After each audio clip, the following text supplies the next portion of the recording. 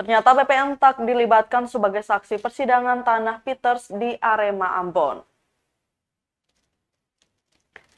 Balai Pertanahan Provinsi Maluku atau BPN Maluku menyebut tak pernah diminta menjadi saksi dalam kasus perdata tanah milik ahli waris Patria Hanok Peters.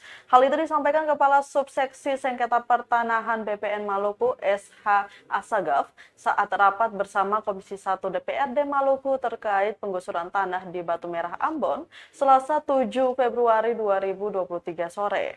Selanjutnya, objek eksekusi sertifikat SHM 354 tahun 1977-SHM pengganti nomor 437 tahun 2018 itu juga belum dilakukan proses pengembalian batas.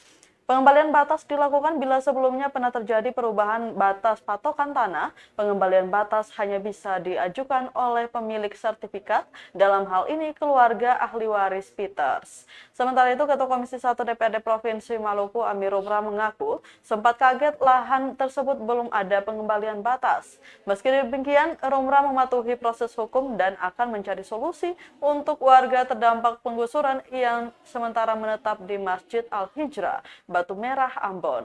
Diketahui Pengadilan Negeri Ambon mengeksekusi sebanyak 30 rumah di Jalan Jenderal Sudirman Selasa 3 Februari 2023. Eksekusi dilakukan berdasarkan surat nomor 1-PN.X/2022 PN Ambon JO nomor 206-PDT.G/2019 PN Ambon tanggal 18 November 2022 tentang perintah eksekusi atas putusan Pengadilan Negeri Ambon.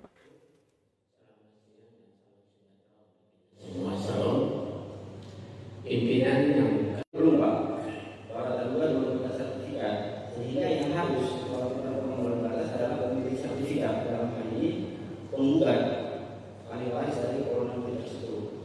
Sedangkan para terduga di atas tanah tersebut belum memiliki sertifikat yang para pihak berperkara. Saya nggak bicara lebih di luar itu.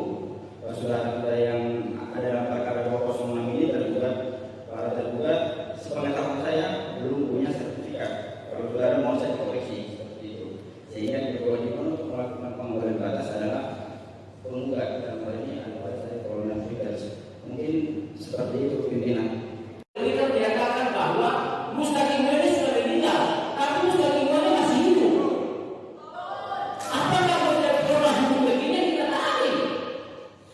Produk hukum oleh karena itu kami minta dengan Dewan yang terhormat ini akan membentuk suatu tim investigasi untuk melakukan kajian, melakukan pemeriksaan terhadap pelaksanaan eksekusi tanggal 31 dan tanggal 1 Februari kemarin.